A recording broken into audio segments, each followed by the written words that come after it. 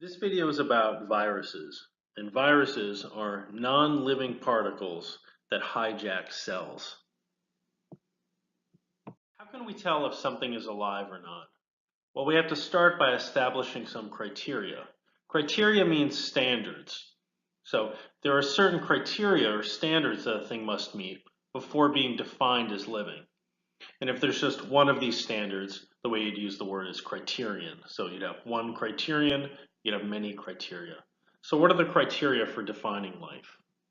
Well, among other things, living things have DNA, they reproduce, they metabolize food, and they grow and develop.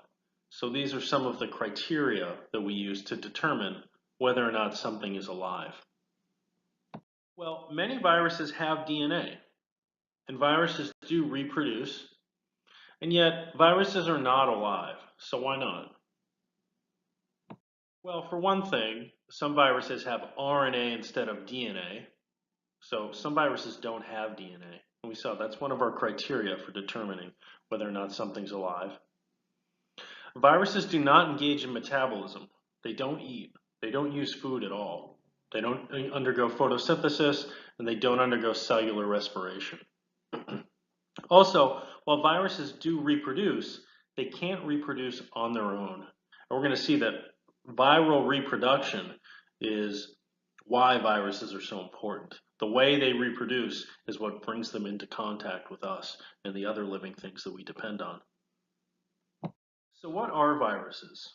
Well, viruses are particles. And a particle is a tiny piece of matter that's not alive.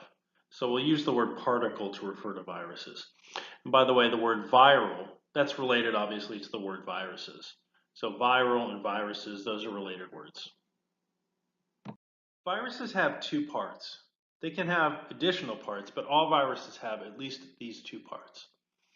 One, they have their DNA or RNA. And two, that DNA or RNA is contained within a capsid. If you look at the image in the top right, the image up here, that red sphere, that's the capsid. There's some structures extending from it, but don't worry about those for now. The red sphere, that's the capsid, and within that, if we were to crack that open, we'd find the DNA or the RNA. And you can see that this other image of a virus, obviously there's a little bit more to this virus, because some viruses have a tail with fibers extending from it. And this is the tail, and these are the fibers. They look like legs. They really aren't legs, but they do function a bit like legs. But we just call them fibers. So a virus has DNA or RNA contained within a capsid. And some viruses have this. This is kind of the classic image of a virus. When I think of a virus, this image pops into my head. This image of a capsid with DNA or RNA in it, and then a tail extending from the capsid with fibers extending from the tail. Viruses are very small. Viruses are even smaller than prokaryotes. On the right, we have a eukaryotic cell. We've noted our bodies are made out of eukaryotic cells. To the left of the eukaryotic cell, we have a prokaryote. Prokaryotes are much smaller than eukaryotic cells. We have 10 times as many bacteria, 10 times as many prokaryotic cells in our bodies as we have human cells. So why don't we look like giant blobs of bacteria if more of the cells in our body are bacterial than human? Well, we don't look like giant blobs of bacteria because our human eukaryotic cells are much larger than those small prokaryotes, those small prokaryotic cells. Well, to the left of the prokaryote, we have the virus, and you can see viruses are much smaller than even prokaryotes. Let's take a look at how viruses reproduce, because this is really what's so important about viruses. Viruses hijack cells. To hijack means to take over, so viruses take over cells. The cell the virus takes over is called a host cell. In this image on the right, these are our viruses, and they're taking over this cell here. This is the DNA in the cell. Obviously, yellow isn't going to work there. So this is the DNA in the cell. This is the cell's membrane here. And this virus up here, it's taking over the cell. We're going to see what it's actually doing is this here is the viral DNA. DNA and RNA contain genetic information. Genetic information contains instructions for building proteins. And cells are constantly building proteins based on their DNA.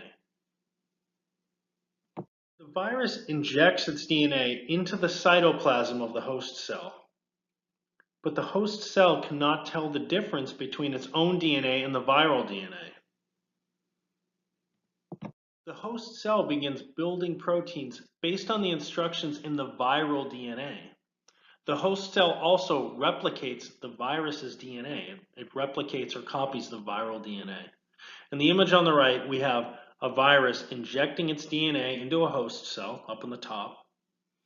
And then below that, we have the host cell filling up with the proteins and the DNA or RNA of the virus that it's building based on the instructions in the viral DNA. The proteins the host cell is producing will be assembled into new viruses. The host cell is making copies of the virus. In other words, the virus has tricked the host cell into reproducing the virus. We said that viruses reproduce, and then we said viruses can't reproduce on their own. Well, this is what we mean. They can't reproduce on their own, so what they do is they trick cells into reproducing the virus. This process does not end well for the host cell. Eventually, the cell is overwhelmed, and the cell dies, and countless new viruses burst forth from the cell. And you can see that happening on the right. When viruses take over a cell, we say that it has infected the cell. And if the host cell is part of a multicellular organism, such as a human being, these new viruses will infect new host cells in that organism. In the image on the bottom right, we see the viruses emerging from a host cell that has been overwhelmed. Imagine that was happening in your body. Those new viruses are going to then go on, they're going to spread throughout your body and infect new host cells. Well, when we get sick, like this poor little boy in the image, it's often because a virus has infected our body. But in most cases, our immune system can eventually stop the infection, which is why when you get a cold, you eventually get over it. This process of viruses destroying cells in your body, it doesn't continue indefinitely. We have immune systems which defend us. They just take a little bit of time to get up and going, which is why the cold doesn't go away right away, but after a few days it usually does. These are images of real viruses infecting cells. Now, they're taken with electron microscopes. And whenever you produce an image with an electron microscope, it's always black and white. So the color here has been added. The color helps us identify the different structures in the image, so it's helpful. It does have kind of the funny effect of making the images almost beautiful, which is a little funny only because these are images of viruses destroying living cells. In the image on the left, the brown represents a host cell. It's from a monkey. And the red is a virus called the Ebola virus emerging from that cell. So that cell has died, and that the red represents the virus emerging from the cell. In the image on the right, the blue is the cell and the yellow is the virus. But this isn't just any old virus. This is human immunodeficiency virus. This is HIV, the virus that causes AIDS. And so this is a human cell being destroyed by HIV. You might be thinking, why doesn't the immune system that we just mentioned before, why doesn't the immune system kick in and repel this virus? Well, the reason is this. Human immunodeficiency virus destroys T cells. T cells are your immune system.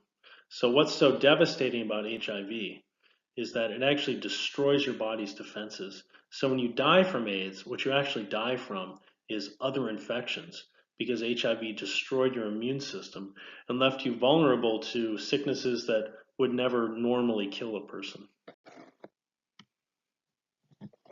We're going to look at a lot of MCAS questions, but we'll go pretty quickly. Which of the following diagrams represents a virus? The answer obviously is C. I'll just note that it called the capsid a capsule, right? So it might be called a capsule on the MCAS, but it's also called a capsid Yellow fever, encephalitis, and measles are diseases in humans. The disease-causing agents take over the machinery of the cells and use it to reproduce. Well, there's our answer right there. We already know this is a virus based on that. Based on this information, the agents that cause these diseases are which of the following? A, fungi, B, ticks, C, viruses, or D, worms? And the answer is C. Viruses take over the machinery of cells and use it to reproduce. Blue tongue virus causes severe disease in sheep and cattle. High levels of infection in livestock populations can threaten the livestock industry. Livestock, that just means farm animals. The sheep and the cattle, that's the livestock they're talking about.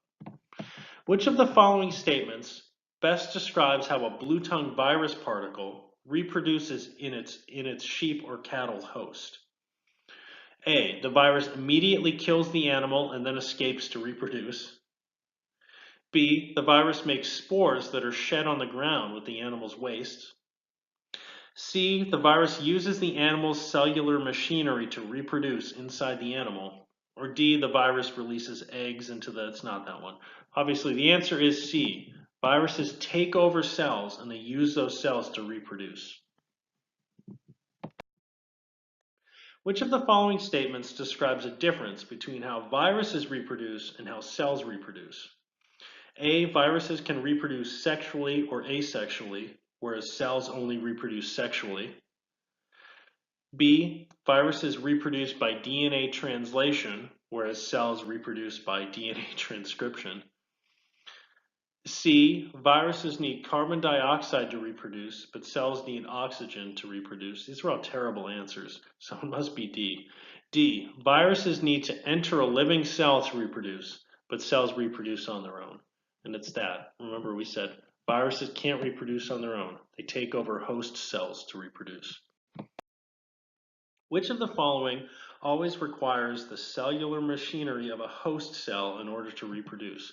This is a big word on the MCAS when we're talking about viruses. Obviously, the answer is C. Viruses need host cells to reproduce. A flu virus can remain infectious on surfaces such as desks and doorknobs for long periods of time. How does the ability of the flu virus to remain infectious on surfaces lead to high rates of flu illness? A, the virus has time to grow to a very large size. B, the virus can go through many reproductive cycles. C, the virus has many chances to enter a host cell in which it will reproduce. Or D, the virus can exchange genetic material with other disease-causing agents. The answer is C. Which of the following statements best compares reproduction in viruses with reproduction in single-celled protists? I'm not going to read all the answers in this one because I think you're picking up on the pattern here. The answer is C. Viruses require the cellular machinery of host cells to reproduce. This question is going to teach us not to get too casual about using our clues because the word host cell is over here, but B is not the answer. So let's read the question. Which of the following statements best describes the reproduction of both viruses and cells? Well, viruses need host cells, but ordinary cells do not. So that's why B is not the answer. So read the other ones. A, viruses and cells use mitosis to reproduce. C, viruses and cells must activate polar bodies to reproduce. Or D, viruses and cells need copies of their genetic material to reproduce. The answer is D. Remember, cells have DNA, and viruses have DNA or RNA, and the RNA can also be its genetic material. This video was about viruses. We saw that viruses are particles. They're not alive. Viruses do have DNA or RNA, and that DNA or RNA is contained within a capsid. But viruses need host cells to reproduce. They can't reproduce on their own. And our bodies have an immune system to help fight off viruses that usually succeeds in eventually repelling viral infections.